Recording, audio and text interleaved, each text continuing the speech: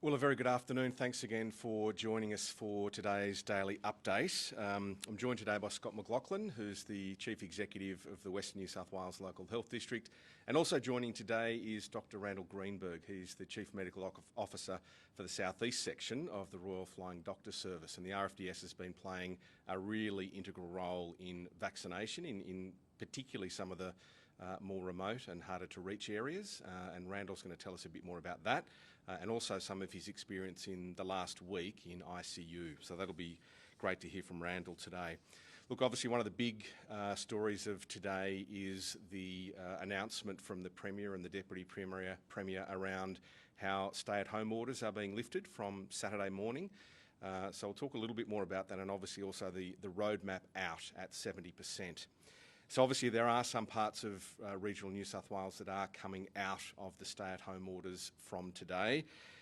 For our greater region, that will include Cobar, Coonamble, Warren and Warrumbungle local government areas. But really for the rest, those stay-at-home orders unfortunately do need to remain in place. So that includes Bathurst and Blaney, Bogan, Burke, Brewarrina, Broken Hill, Cabonne, Central Darling, Dubbo, Forbes, Gilgandra, Mid-Western region, Narromine, Orange, Parkes and Walgett, all remaining under stay-at-home orders. And look, there is a list of some of the things that will change that will be going up. In fact, we've already posted that on Facebook around what some of the changes are for those coming out. For all of the rest of our local government areas at the moment, we remain under stay-at-home orders, and clearly that is because of the case numbers that are continuing each day. The Deputy Premier has confirmed that each week, though, each local government area will be looked at again. If there are no cases for a period of 2 weeks, then provided every other measure is adding up, then local government areas have the opportunity to come out in the future as well. Up until 8 o'clock last night, 24 new cases across the Western New South Wales Local Health District. Dubbo has 15, Walgett Local Government Area 4, Narromine Local Government Area 2, Bathurst Local Government Area also 2, and in the Orange Local Government Area 1. The Far West has 4 cases, Wilcannia 2 of those, and Broken Hill 2. The health district total now is 908, that's the cumulative total since this began, and Dubbo on 668. 492 people currently being looked after in the COVID Care in the Community program, which is working really well. 18 extra people have been discharged from that program in the last 24 hours, so no longer infectious in the community, no longer requiring care, which is great news. From the 24 new cases, at least 9 have been infectious in the community, 7 have been isolating, 8 are still being investigated, and Scott can talk a bit more about some of the other links, the household contacts and that sort of stuff. Also hospital and some sewage detections around the region. I just wanted to give a little bit of good news around the Dubbo sale yards, which people might be aware had been closed for a week, and in fact it was probably proposed to be closed for 2 weeks. Thanks to the public health team here in Dubbo working really closely with the Agents Association and also Dubbo Regional Council, we've actually yesterday afternoon come to a resolution around reopening the Dubbo sale yards. So the sheep sales will commence on Monday as normal. There are some extremely strict protocols around how that is to happen, but I do want to thank the public health team who's been fantastic in enabling all of the protocols to happen, and also all of those that work at the sale yards and through Dubbo Regional Council who have made sure that everything is in place that needs to be in place. So that's a really good story. Not such a great story. Testing numbers around 2,400 again to this time from yesterday. We still do need you to keep coming forward. The milder symptoms, but also all those areas, venues of concern that we know are popping up each and every day. We've got a link to that. More venues of concern listed overnight for Dubbo, Narromine, Nyngan and also Burke. So we are asking you to please keep a regular check on that New South Wales Health website. We also update regularly on this Facebook page, so we'd really love you to keep in touch with venues of concern that are happening around your part of the region. Now, testing clinics are still open everywhere. Mudgee, the AREC drive-through site has now changed. As we've told you, that's happening at Mudgee Hospital and it's by appointment only. A reminder though that Walgett's drive-through happening at the pool again today and tomorrow. It's happening right through till 4 o'clock. No bookings are needed. 9:30 till 4, that is, again tomorrow. That could extend if it's needed, and Scott will talk a bit more about Walgett and the cases that are happening there at the moment. And of course the mobile testing clinic available for Orange, Bathurst and Dubbo and some of our smaller regions if needed. 1300 066 055 is that number. Vaccination, good numbers again yesterday, around 1,700 or so jabs in arms, which is fantastic to see. The ADF teams are again at Orange and Bathurst and Coolah today. Coonabarabran starts tomorrow at the Town Hall. That runs through until Sunday. And of course, the big message is it's not just about those pop-up clinics. If you've missed one of them, we really want you to look at all of the other opportunities. That includes your GPs, your GP clinics, the AMSs, the pharmacies that are doing great numbers as well, and all of our respiratory clinics around the region. So don't think of the ADF clinic as the only way or the only saviour. There are lots of vaccination options available to you. Now, I just want to briefly outline a few things with the next round of the ADF clinics. So, as of Saturday, the ADF clinics are back in Dubbo doing second doses. So there's already been a lot of questions around this. I'll answer some of those in a moment. But in simple terms, if you got your first Pfizer dose with the ADF clinic last time it was here in Dubbo, you are now due for your second starting from next week. So you will receive a text message with details of the day and a time frame. It's an hour window basically to turn up and get your second dose. We've got an example of exactly how that looks on this post right now, so you can see what you can expect to get. If you had AstraZeneca at the pop-up clinic last time in Dubbo, you will be getting a separate text message later on. The difference between Pfizer and AstraZeneca, Pfizer redosing for second doses in 3 weeks, AstraZeneca it's at least 4 weeks. So there'll be a week's difference between that, and the AstraZeneca second dose will be done at your nearest vaccination hub. So in Dubbo, that will be at the Woolpack Pavilion at the showground. So keep an eye out for that text message. Now there's been a few questions coming through. What if I attended the first clinic and I haven't received a message yet? So look, those messages only started going out as of yesterday, so don't panic too much. If you haven't received it when you are thinking you're due, and by due I mean it will be the same day of the week as it was last time you went. So if you went on Wednesday the 25th of August to the first one, it will be Wednesday, September 15, as in Wednesday next week, that is your same day. So if you don't get a text message before next Wednesday, we want you to turn up on the Wednesday. Now, there could be a reason that's happened. Maybe the mobile number that was taken down was incorrect. There are some little technical issues that happen sometimes. So don't panic too much. Just go on the same day corresponding to the day you went for your first dose. Hopefully there won't be too many of those happening, but if it does happen to you, that's what we're liking you to do. Now, for example, if you went on the Sunday, the final day of the pop-up clinic last time, you have to wait until the Sunday. So you can't go earlier than the day corresponding to your visit last time. It's very important there is that 3-week period. So if you were on the last day, you have to go on the last day this time as well. That's how it works. You'll be invited, hopefully, but if you don't receive that text, that's what you do need to do to make sure you've got that 3-week period between doses. A few questions about, well, what if I'm unavailable on that particular day at that particular time? Look, we're really asking you to be a little bit flexible about this. This is your chance to get your second dose. If for whatever reason you can't make that exact time frame, if you've been given a time frame that you simply can't make, try and still make sure you turn up on that day at a different time, and you may have to line up for a bit longer than you normally would if you were there in the time frame allocated to you, but you can still do it. If you can't do it on that day for some unexplained reason, go the day after. Don't go the day before, go the day after, and you will have to line up again. But please try and be flexible. We're trying to make this work for you as much as possible. We know how important this is. Another question, it looks like my first dose hasn't been recognised by Medicare, so it's not showing up in your MyGov account or something. Again, a lot of work being done behind the scenes to make sure that is all fixed. There have been a few issues with Medicare card numbers being wrong or the wrong person on the card being listed. That will all be worked out. If you have an appointment, you get a text, turn up, bring your card, bring a couple of forms of ID with you. If you don't get a text and you're worried about the Medicare thing as well, just turn up on that corresponding day, bring all your documentation. It will be worked through, hopefully beforehand, but if not, on the day. So make sure you're actually turning up is the main message. Wellington. Just want to emphasise today and tomorrow at the clinic there, it is walk-in again. It has been for the past 5 or 6 days now.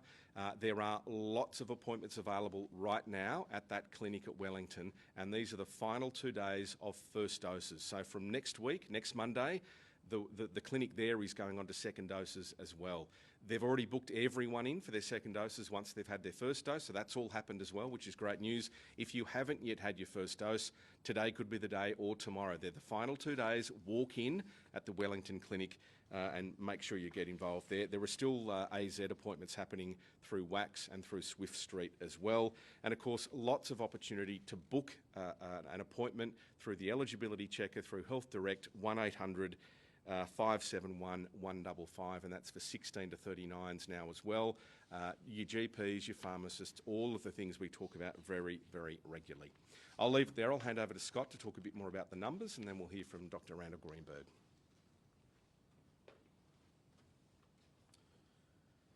Thanks, Dougal. Well, today is Are You OK Day.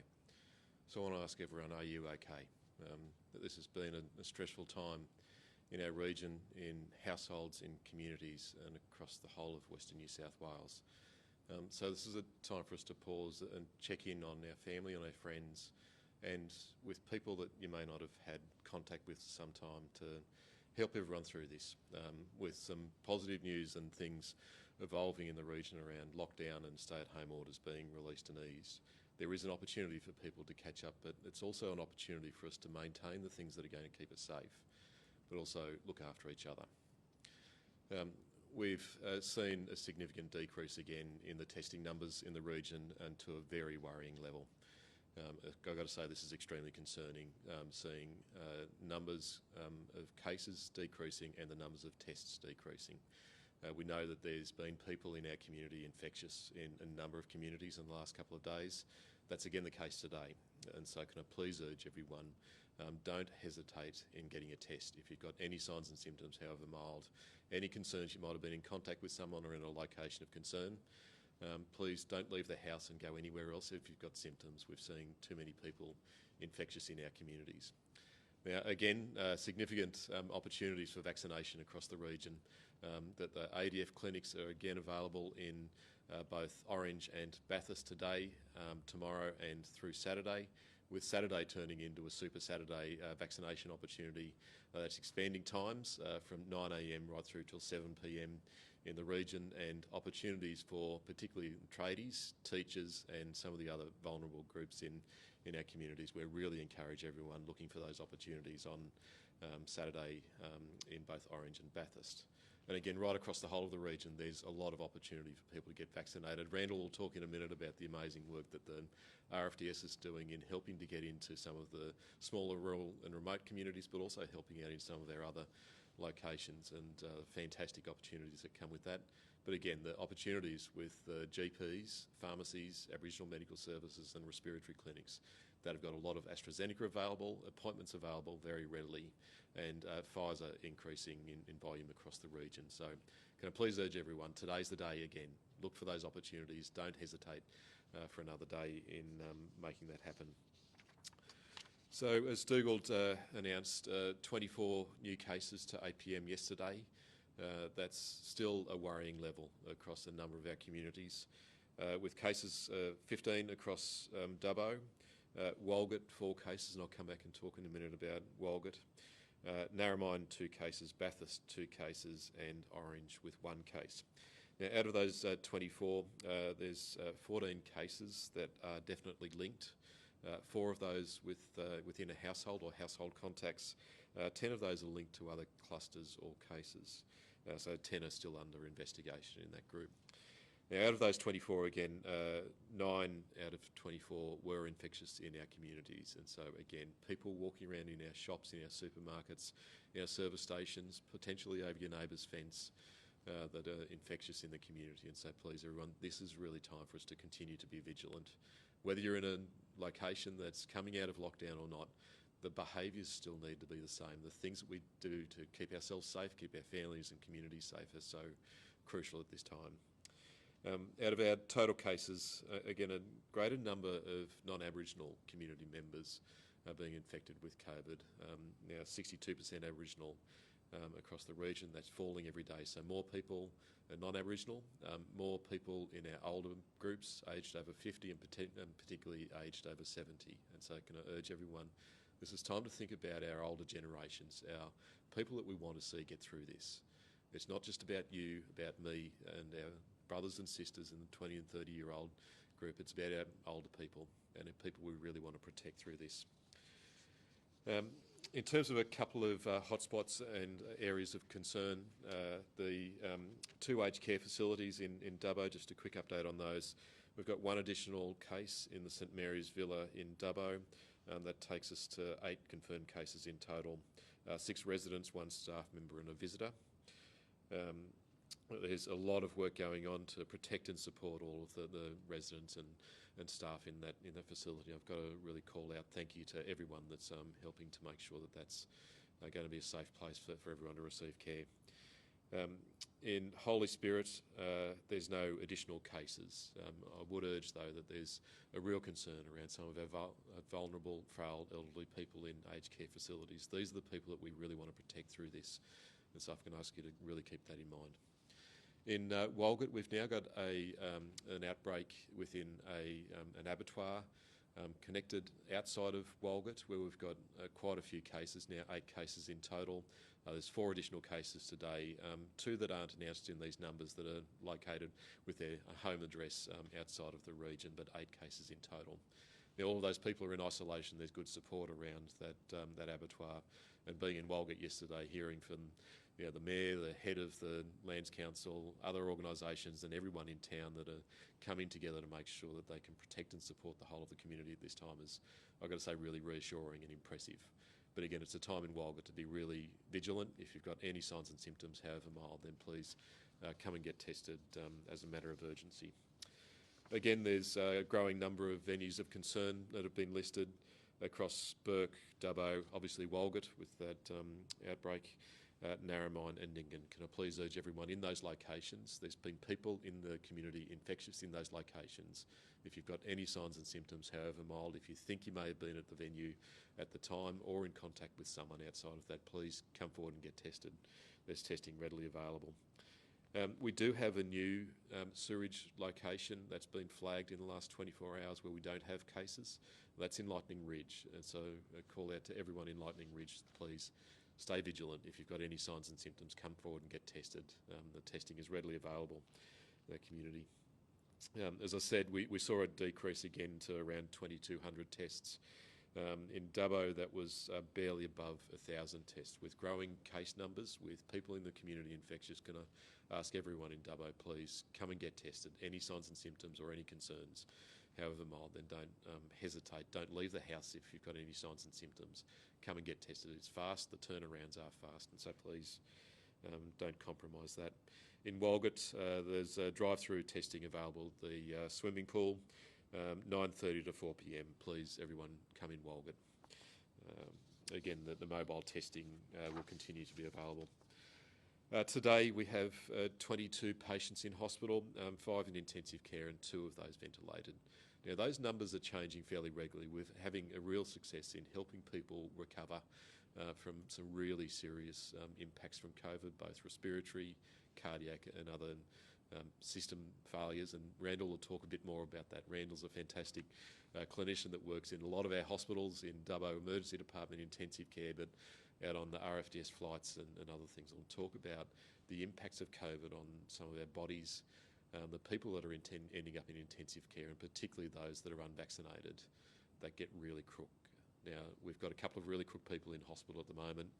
Some people that are coming out of the COVID period after their 14 days. That's really good to hear. So we've now got 492 patients in the care and the community program. We saw a further 18 discharged yesterday, expecting another 35 discharged today. So that takes us to a total of 333 as of yesterday. I've seen a further number of healthcare workers return to the workforce, and pleasingly so, we've got 30 staff in isolation now. And so all of those protections and support we've got in place around our staff, the PPE, the distancing and ways that we're caring for patients I really want to call out to all of our staff. Thank you for everything you're doing and looking after yourselves, all of our other workforce and our patients, importantly. Vaccination. Yesterday we saw around 1,700 doses delivered between our vaccination hubs and the ADF pop-up clinics. They'll continue right through this week. Please, everyone, look out for an opportunity. If you haven't got a booking at a GP, a pharmacy, an Aboriginal medical service or a respiratory clinic with the RFDS or with the local health district and ADF clinics, then please look out for those today. It's a crucial time for us to get vaccinated as quickly as possible. And so with that, the RFDS have been doing amazing work in a lot of our small remote communities right across Western and Far West New South Wales. I know Randall's been out vaccinating, but he's also been in our intensive care unit in Dubbo in recent days. And so I'll hand over now to Dr. Randall Greenberg. Thanks, Randall. Thanks, Scott. Yeah, and thanks for calling out Are You OK Day, because I think a lot of us have had our lives upended, and I think we've all really got to look after each other. So I'd just like to talk a bit about what the Royal Flying Doctors has been doing in Western and Far Western New South Wales. Of course, we're known for our emergency retrieval work, so that's still going. Not only that, we've flexed up to have, in conjunction with New South Wales Ambulance, we've now got an extra shift working out of Dubbo, which can manage Far Western as well as Western New South Wales. Particularly, we're concerned about Wilcannia, the outbreak there. We've sent a doctor out there, so I went out there for a few days, and we've had some rotating doctors out there. So we've just got a doctor on the ground, concerned about how many people might get very, very ill. And one of the big things we've been doing is vaccinations. So we've been doing vaccinations since well before the outbreak in this district. But we've now flexed up. So we've been doing a lot of vaccinations out of Dubbo and the Western New South Wales Local Health District. We've gone to about 15 different towns doing vaccinations, and we've been doing a lot in Far Western New South Wales in many different towns. We've done nearly 10,000 vaccinations, and across the country, the Royal Flying Doctor Service has done nearly 25,000. And the important thing is just that the numbers have a big impact because they're going to small communities. So whether that's in Western Australia or South Australia, but in Western New South Wales, we're going to small communities, and we can, with small numbers, vaccinate a large proportion of the population. I just really like to emphasise people getting tested, as Scott and Dougal said, and getting vaccinated. As Scott said, I have been working the last few days in intensive care in Dubbo, and there's some really, really sick people there, and some of the sickest people I've ever seen in my long career. Really, it really does ravage the body, COVID, when it gets hold. Obviously not everyone, but some people it does. So I'd really encourage you to get vaccinated, and please, if you've got any symptoms, you should go and get tested. The other thing I'd just like to emphasise is all the work has been in partnership. There's just been a terrific partnership between the Aboriginal Health Services and local health district, and the primary health networks and the GP. So we get together daily, really, and talk about what we're doing. RFDS has particularly been vaccinating in conjunction with the Aboriginal Health Services because we think we need the community to be on board, and I think that's been really important. I think that's probably all I've got to say. Thanks.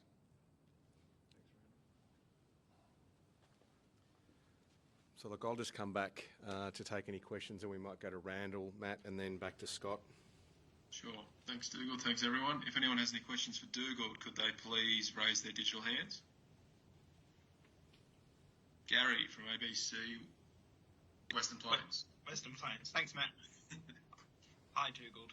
Just a question about the LGAs that are coming out of lockdown, and we'll have those restrictions eased.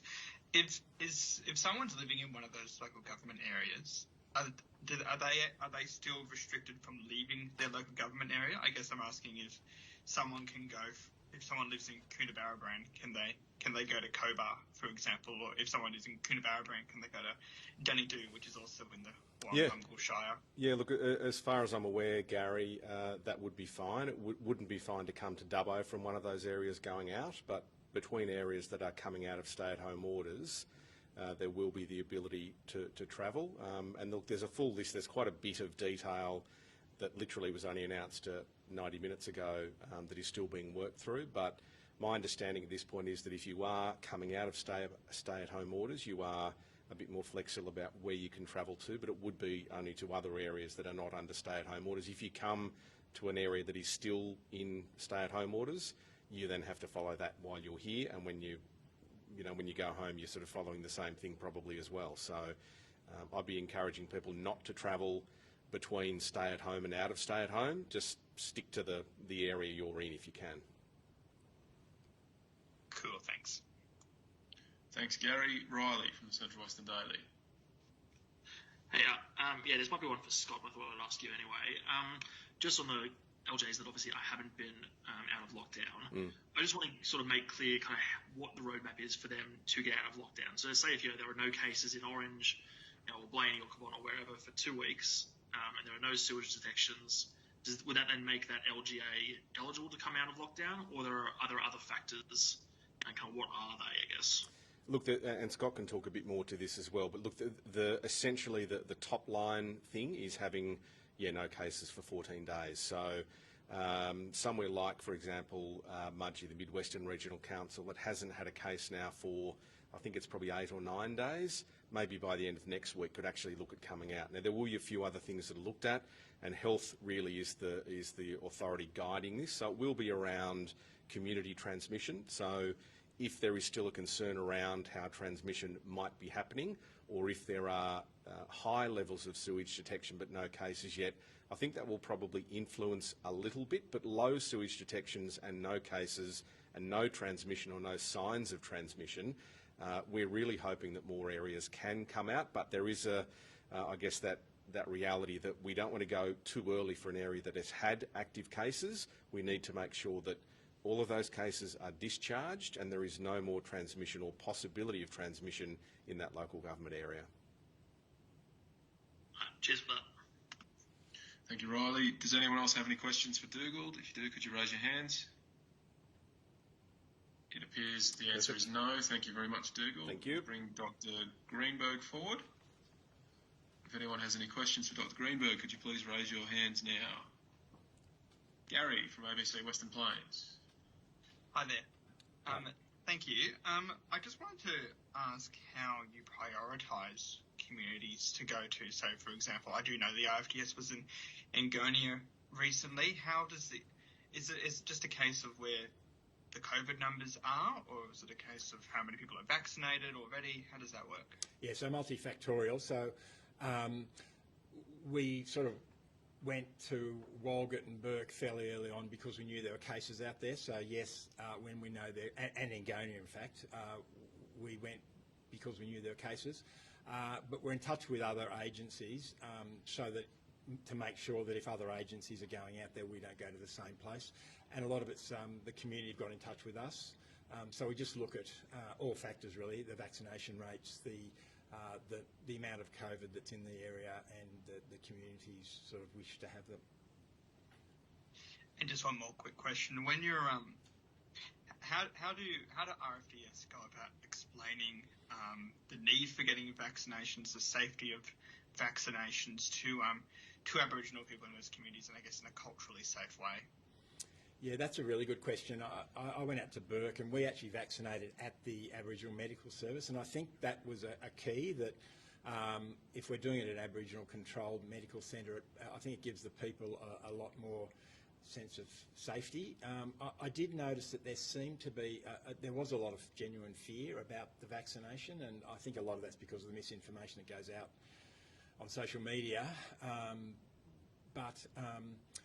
You know, in some ways it's no difference. It's pointing out the benefits, pointing out that the benefits far outweigh the risks. And, you know, I give the anecdote that one of the fellows in Burke, I just said to him, at the time there was I think 50 people in ICU in New South Wales. I said every single person there is unvaccinated, and he just rolled his sleeves up and said, okay, give it to me. And I think it's just explaining it in those terms.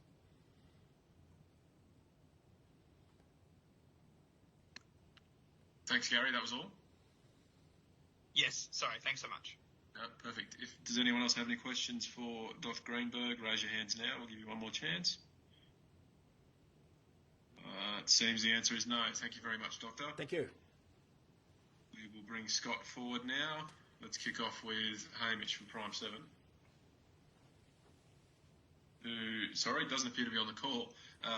Tom Barber from Daily Liberal. Hi, Scott. Yeah, you've mentioned the testing numbers low again and it was pretty concerning. Is there any indication as to why they're getting lower? Is this fatigue or...? I think there is a real apathy and people believing that if you've been tested once, you might have been tested a week or 2 weeks ago, that all's okay. What we know is COVID can creep up on anyone any day of the week.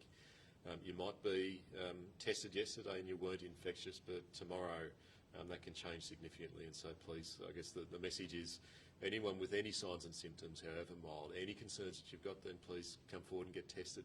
It's not a time to be complacent for a second. The low testing numbers, I think, are a real concern for us, that when we see a drop in active case, in new cases and a drop in testing numbers, there's a real concern that there's people out in our community that are infectious. We know that's been the case in the last couple of days in particular.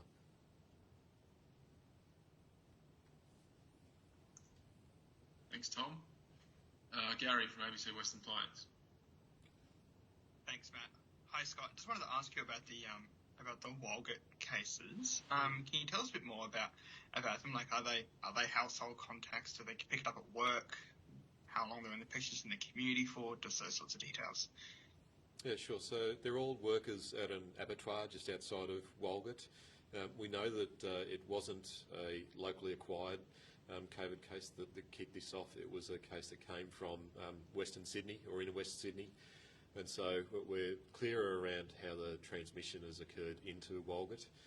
We know that all the workers at this abattoir all live on site at the abattoir, and so that's been helpful to understand that there are some locations of concern in Walgett, and we know that a couple of them have been in the community in that time. And so I really would urge everyone to be really vigilant. Any signs and symptoms, have any concerns, please everyone look at those locations of concern. Make sure if you were there, go and get tested and isolate until you get a result. I think this is another time for revitalisation of everyone getting vaccinated in Walgett. I know the ADF was up there just yesterday between the general practice, the Oka Clinic, the Aboriginal Medical Services and other services. There is a lot of vaccination opportunities in Walgett, so please don't hesitate in the community. Come and get tested and come and get vaccinated.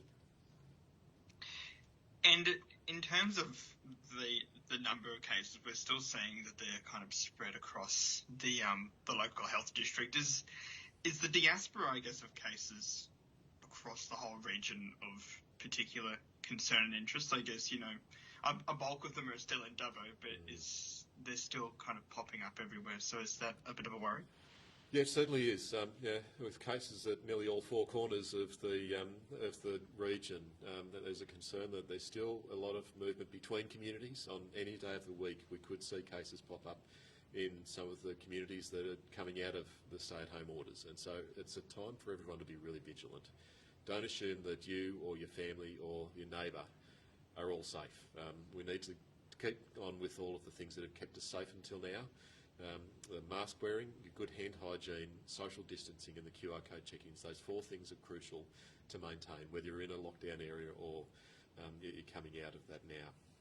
So I think across our region we know that there's been infectious people in our communities in the last 24 hours. So out of those 10 people that were infectious, 9 were infectious for more than 2 days. 2 in Dubbo, 3 in Walgett, 1 in Narromine and 2 in Bathurst. And so across nearly every corner of our region there's been people in our communities infectious. We know that there's people moving between communities either for work or for other reasons. And so right across Western New South Wales, don't let down your guard for a second. This is time for us to be really vigilant. Fantastic. Thanks so much. Thanks, Gary. Riley from Central Western Daily. Hey, just a sort of same question I asked Dougal before. Can you just outline sort of what the exact hard and fast rules are for an LGA peer to come out of lockdown? Well, I think Dougal's outlined the vast majority of those. That the things that we know are the real trigger for this is, has there been a case identified in a community in the last 14 days? Now, there's got to be taken into consideration in all of this, I think, the testing numbers as well. We're really concerned at the moment that the low testing numbers means there may be people in our communities infectious. If you've got any signs and symptoms, don't leave your home if you don't go for a test. Those are the most crucial things. And so I know the stay-at-home orders will adapt over time. We're still adapting those at the moment to make sure that they're going to be right for rural areas. We know that the connections between rural communities are very strong. In particular, people coming in and out of the big regional hubs of Dubbo, Orange and Bathurst. We've got active cases that have been infectious in the communities in recent days in all three of those locations and between some of our communities. And so this is time while there's some communities coming out of the stay-at-home orders. Don't take this as the opportunity to go travel freely and let down your guard for a second. Maintain all of the things that are going to need to be happening to keep us safe. Right. I guess just on that for a follow-up, obviously we've been mentioning for the last couple of weeks low testing numbers. So would it be reasonable to assume that if Orange didn't have a case and there were minimal or no sewage levels, but the testing was absolutely minimal, because would that be a reason for Orange not to come out if testing was just so low that it wasn't really representative of what's actually happening? Well, I think it's a real concern that the testing numbers continue to drop. I know Orange in the last 24 hours only saw 336 people come forward to get tested. Now that for me is an extremely low number, given we've had people in the community infectious in previous days. We know that there's a lot of locations of concern. There's a lot of risk in the community that there could be transmission that we aren't picking up because the testing numbers are so low. And so I'd urge everyone, if you don't want to end up in an area of concern or a location that is in lockdown, then please come and get tested if you've got any signs and symptoms, however mild. The testing access times are very quick and the turnaround times are improving every day of the week. I know that wasn't the case a few weeks ago, but it is today, and so please can I urge everyone, get tested. It's one of the most important things for us to do to get in front of the spread in Western New South Wales. Okay, cheers. Could I just grab the details of that one Orange case? Were they infectious in the community, do we know, or are they sort of unknown at the moment? That case wasn't infectious in the community, but don't take that as though there's a sign that everything's fine. We know that in recent days there has been infectious people in the community, and so that just this one occasion, it's just one day that we know that COVID can creep around our community for a week, 10 days, 2 weeks before we pick it up, and particularly with the testing numbers so low, that's our real fear and concern at the moment. Cheers for that. Thanks, Riley. Talia from the Nyngan Weekly. Good afternoon. I was just wondering, the exposure site that was listed for Nyngan overnight, we've heard that was a truck driver passing through town. Are you able to confirm that? Talia, I don't have any insight into who that was. We know that I don't think there's been a case in recent days identified in Nyngan, but fair to assume there's been someone infectious in the community. The location of concern is the real trigger for everyone having a look at that, please. If you've got family and friends that may not be connected to technology, able to access the internet or the social media feeds, then have a conversation with them. Make sure that people are aware around Nyngan that that location is a real concern. If you've been in that location, come and get tested, stay in isolation until you get those results. Thank you. Another question, going back to some of the other questions people have had about LGAs coming out of lockdown. Obviously, Nyngan hasn't had a case in a week, but we've now got an exposure site. Does having an exposure site reset that 2-week clock? So we'll need to figure this out. I know there's changes are coming in very quickly. I think it'd be a real cause for concern if there has been an exposure site, and we list those publicly where we're not able to contact everyone that's been in the site. And so this is why the QR code check-ins are so important. We need to be able to get in front of the spread in communities, and where there's been locations of concern, if you haven't checked into those locations, you're not going to be contacted to know that there may be a risk for you, your family and everyone around you. And so when we've got, we can't identify everyone that's been in a location, it means there's a big risk for the community. So I think that definitely is a sign to be worried about for Nyngan. Thank you so much. Thanks, Talia. Maggie from the Parks Phoenix. Nothing from me today, thanks. Thanks, Maggie. Glenn from SBS. G'day, thanks, Matt. Hi, Scott. A quick question, if I can, specifically about Brewarrina. I believe there's only been one case there, and first vaccination doses are up around 90%, and I believe second vaccination doses pushing 40%. Is it simply that one case has fallen in the last fortnight that would keep them in stay-at-home order? So, Glenn, I believe there's 2 cases in the community, and both of those cases come out of their 14-day isolation in the next 3 to 4 days. And so there's a crucial period there where those people have been in isolation and staying apart from each other. I've got to say, I was in Brewarrina yesterday, and it was just so heartening to hear how the community's rallied together. It is one of the best approaches I've ever seen in a rural community in Brewarrina, where the leaders of the community over the last 12 months have come up with one of the best action plans and approaches, where everyone's really clear on what needs to happen if there's an active case, if there's a risk in town, how we coordinate testing, vaccination, and the whole of the health system, the community, the council, police and everyone else coming together with a really strong voice from community in all of that. So, yeah, Brewarrina was just a pleasure to see yesterday, not just for Brewarrina but Gaduga, that the approach from community that I think has been a real success in keeping the case numbers down. There's an approach that knows who's in every household, what the risk is, what the support model is for every household. And I think in this case there's been a real success in seeing the 2 cases at the moment that'll come out of their isolation and COVID infectious period quite soon, and a real reason for the community to grow some strength and go forward from here. Thank you. That's also answered my second question. Nothing else. Cool. Thanks, Glenn. Sam from the Western Advocate. Thanks, Matt. Hey, Scott. I'm just messaging regarding obviously the 2 new Bathurst cases that were infectious in the community. Is there any more information you can provide on where they were located and whether they were linked? I haven't got details on both of the cases, but I know one of the cases has been the most problematic to try and understand where they've been for our public health contact tracing teams. It's been infuriating to hear the stories of a person telling lies, withholding a lot of information, and knowing that they've been infectious in the community and putting other people at risk. It's been really troubling to see the disregard for other people's safety, for lives in Bathurst. And so, can I please urge everyone, this is time to help the community. If you know you've been in contact with someone, get tested and stay in isolation. If you become a confirmed case of COVID, then please don't mess around with other people's lives. Please help us understand how we can keep everyone safe. And in this case in Bathurst, it's been really troubling to hear the stories of our contact tracing teams being lied to, information being withheld, and, to be honest, just being led up a garden path. Lovely. And in branching out from that, it would be fair to say, Bathurst needs to really have a long, hard look at themselves regarding testing figures, because obviously we only recorded 255 overnight. So similar to Orange, but also I'm guessing there's a big push, especially in Bathurst, to get tested in congruence with the rest of the region. Yeah, listen, we're really concerned about Bathurst at the moment. Over the last week and 10 days, there's been at least half a dozen people that have been very infectious in the community, and some of those for 2, 3, 4 days.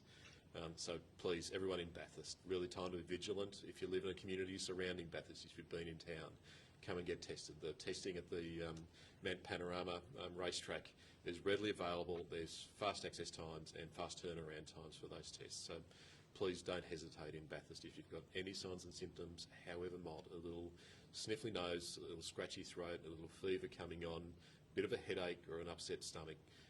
Those are the signs that I want you to look out for. Please don't leave your house if you've got any of those early signs or any feelings. If you think you may have been in contact with someone with those signs and symptoms, and please go and look at the locations of concern. Those are the most crucial things where we know there's been someone infectious. Keep an eye on that daily. It's changing twice a day.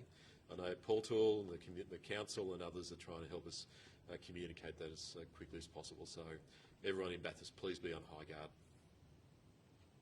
Thanks, Scott. That's all. Thanks, Sam. That's everyone today. Thank you very much for attending. We'll get the recording out to you as soon as we can.